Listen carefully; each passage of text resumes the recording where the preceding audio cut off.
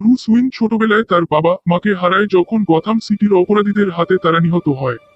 এই ঘটনার পর ব্রুস প্রতিজ্ঞা করে গথাম সিটিকে অপরাধমুক্ত করবে। বড় হয়ে সে নিজেকে শারীরিক ও মানসিকভাবে শক্তিশালী করে তোলে এবং ব্যাটম্যান নামে পরিচিত হয়। গথাম সিটি অপরাধের আঁতুড়ঘর। শহরটি দখলে নিয়েছে দুর্নীতিগ্রস্ত পুলিশ অফিসার, মাফিয়া গ্যাং এবং বিভিন্ন ভয়ঙ্কর অপরাধী।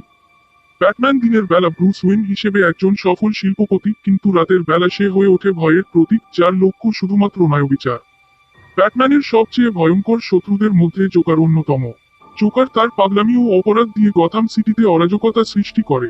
অন্যদিকে ব্যাটম্যান তার প্রযুক্তি, বুদ্ধি এবং দক্ষতা দিয়ে অপরাধীদের মোকাবিলা করে। তার পাশে থাকে বিশ্বস্ত সহযোগী আলফ্রেড এবং কমিশনার গর্ডন।